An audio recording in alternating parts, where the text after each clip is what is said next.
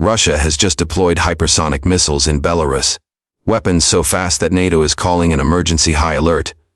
What does this mean for global security for Europe, and even for World War III fears? Stay with us because in this video we'll break down every detail of this breaking development. Hello everyone, welcome back to the channel. Today, we are diving into one of the most alarming military developments in recent years. Russia's deployment of hypersonic missiles in Belarus. This move has sent shockwaves across Europe and triggered an immediate high alert from NATO. But why is this deployment such a big deal, and what does it mean for the world? First, let's understand what's happening. Reports confirm that Russia has stationed its most advanced hypersonic missile systems inside Belarus, a country that shares borders with Poland, Lithuania, and other NATO members. Hypersonic missiles are not just ordinary weapons, they are designed to travel at speeds over 5 times the speed of sound, making them nearly impossible to intercept with current missile defense systems. For NATO, this development is more than just a routine military move. It represents a direct threat to its eastern flank. Belarus, under the leadership of Alexander Lukashenko, has been one of Russia's closest allies since the Ukraine war began. Allowing Russian hypersonic weapons on its territory positions Belarus as a forward base, significantly closer to NATO borders. This dramatically reduces response times in case of escalation. In this video, we will break the story into 10 key parts: the weapons themselves, the role of Belarus, NATO's reaction, the global consequences, and much more. So let's dive into Section 2 and understand what hypersonic missiles are and why they terrify military planners worldwide. What exactly are hypersonic missiles, and why are they considered game changers? Hypersonic weapons are the next generation of advanced missiles that can travel at speeds between Mach 5 and Mach 10. That's over 6,000 to 12,000 kilometers per hour. Unlike traditional ballistic missiles, they can maneuver mid-flight, making them unpredictable and extremely difficult to track or destroy. Russia has been at the forefront of hypersonic missile development. Their systems include the Kinjal air-launched hypersonic missile and the Avangard hypersonic glide vehicle. Both of these have been tested and, according to Moscow, successfully deployed in combat zones such as Ukraine. Now, by moving such systems to Belarus, Russia places NATO forces at a strategic disadvantage. Why are they feared so much? Because current NATO missile defense shields, including systems like Patriot or Aegis, are designed to counter slower, more predictable ballistic or cruise missiles. Hypersonics, with their speed and maneuverability, can evade these defenses. That means critical NATO command centers, military bases, and even European capitals could be vulnerable. This deployment is more than just a military upgrade. It's a psychological weapon. It sends a clear message. Russia is willing to escalate tensions and push NATO into a constant state of readiness. With missiles just minutes away from European soil, NATO has no choice but to take this very seriously. In Section 3, we'll explore why Belarus agreed to host these missiles and how Lukashenko's role deepens the crisis. Belarus's role in this deployment cannot be overstated. President Alexander Lukashenko has long been an ally of Vladimir Putin, especially after facing domestic protests and Western sanctions. His survival in power largely depends on Moscow's support. In return, Lukashenko has transformed Belarus into a strategic partner for Russia. When Russia invaded Ukraine in February 2022, Belarus allowed Russian troops to use its territory as a staging ground. This enabled Russian forces to attack northern Ukraine, including attempts to seize Kiev. Now, by hosting hypersonic missiles, Belarus once again becomes central to Russia's military strategy. Geographically, Belarus is extremely valuable to Moscow. It sits directly next to Poland, a key NATO member, and Lithuania, which controls the vital Suwalki Gap, a narrow strip of land connecting the Baltic states to the rest of NATO territory. By deploying hypersonic missiles there, Russia effectively creates a forward strike position capable of reaching NATO bases within minutes. For Lukashenko, this move is risky. On one hand, it strengthens his ties with Putin and ensures continued Russian backing. On the other hand, it paints Belarus as a direct adversary to NATO. Any escalation in the region would now involve Belarus as a potential battlefield. This decision shows just how deeply Belarus has integrated itself into Russia's security umbrella. It is no longer just a neighbor but a launchpad for Russian power projection against the West. In Section 4, let's look at NATO's immediate response and how Europe is preparing to counter this threat. NATO's reaction to Russia's deployment was immediate and intense. Reports indicate that NATO has raised its alert levels across Eastern Europe, particularly in Poland and the Baltic states. High alert means increased surveillance flights, stronger air defense readiness, and a rapid response posture for any potential threat. NATO Secretary General Jens Stoltenberg has repeatedly warned that Russia's aggressive military moves destabilize the continent. Deploying hypersonic missiles in Belarus is seen as a direct attempt to intimidate NATO members and test their resolve.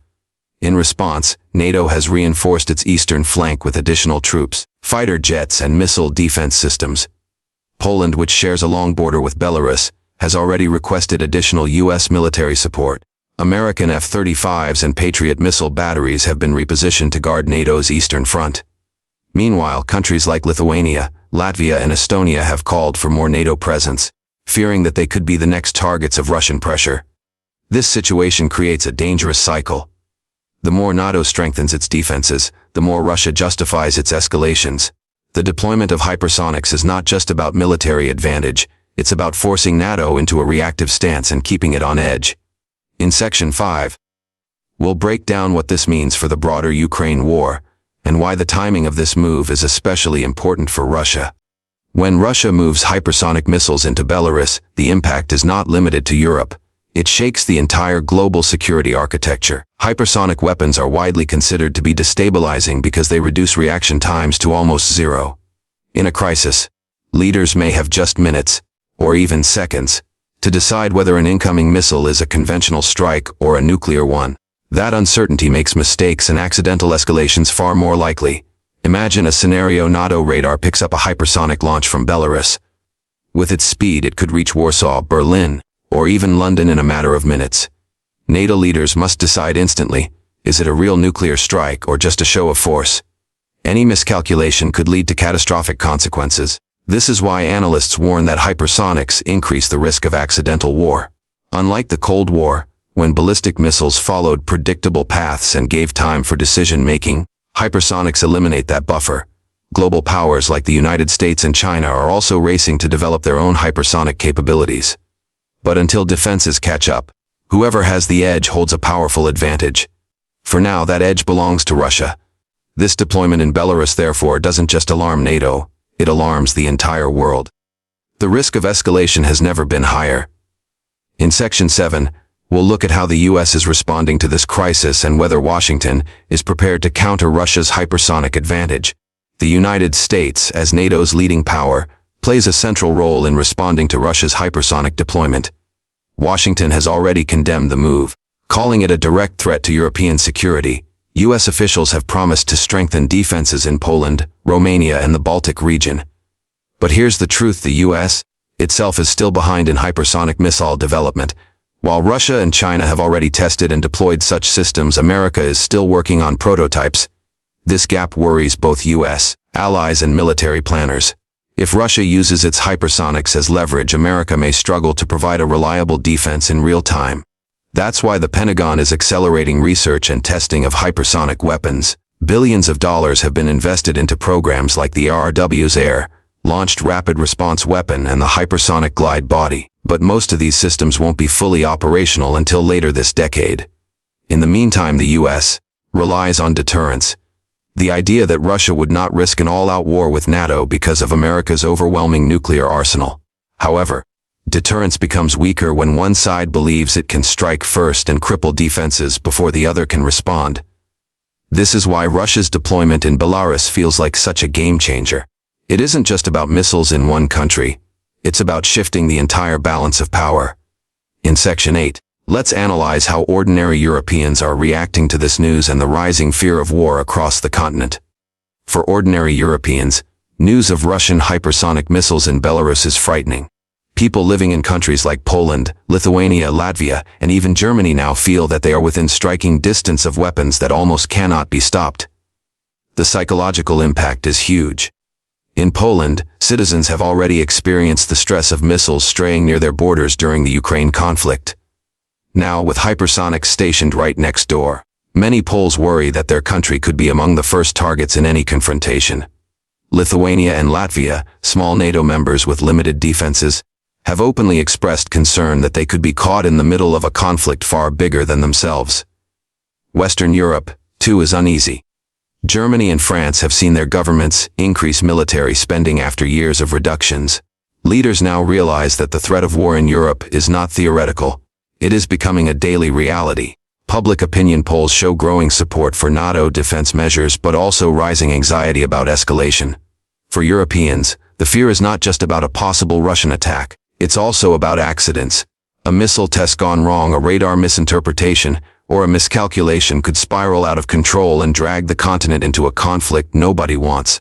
This sense of insecurity is exactly what Russia hopes to achieve, using fear as a weapon. In Section 9, we'll look at how China and other global powers view this crisis, and whether it pushes the world closer to a new Cold War. Russia's deployment of hypersonic missiles in Belarus is not just a European issue, it has global implications.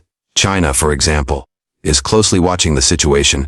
Beijing is also developing its own hypersonic weapons, and every move Russia makes gives China valuable lessons in strategy and technology. For China, Russia's boldness is a test of how far NATO and the US are willing to go. If the West tolerates hypersonics in Belarus, it could embolden Beijing to take similar steps in the Asia-Pacific, especially regarding Taiwan. A new military competition between great powers is already underway, and hypersonic weapons are at the center of it. Other countries like North Korea and Iran are also pursuing advanced missile technology. If Russia normalizes the deployment of hypersonics in contested regions, these nations may feel encouraged to follow suit. That could lead to a world where multiple unstable states have access to nearly unstoppable weapons. At the same time, international organizations such as the United Nations have voiced concern. Calls for arms control treaties on hypersonics are growing, but so far Russia and the US have shown little interest in limiting their capabilities. This creates a dangerous dynamic. As long as one side develops more advanced weapons, the others feel forced to keep up. In Section 10, we'll bring everything together and discuss the future. What's next for NATO, Russia, and the possibility of avoiding direct war. So where does all of this leave us? Russia's deployment of hypersonic missiles in Belarus is one of the most serious escalations in recent years. It not only raises the stakes in the Ukraine war, but also puts NATO in a position of constant alert. The world is entering a new era where hypersonic weapons could redefine how wars are fought, or deterred. For NATO, the challenge is clear: strengthen defenses, invest in new technologies, and maintain unity among its members. If NATO shows weakness or division, Russia may feel encouraged to push even further. But if NATO overreacts, the risk of triggering a direct confrontation grows. For Russia, this deployment is a gamble. It strengthens its position against NATO, but also isolates it further from the rest of the world. Economically, Russia continues to struggle under sanctions. Militarily, it risks dragging Belarus into a conflict that its people may not support. The real danger, however, lies in miscalculation. Hypersonic weapons shorten decision-making times to minutes, leaving almost no room for diplomacy in a crisis. That's why experts warn that the world is closer to a direct superpower clash than at any point since the Cold War. The question now is whether diplomacy can catch up with technology, or whether the world is headed toward a future where speed, fear, and power outweigh reason.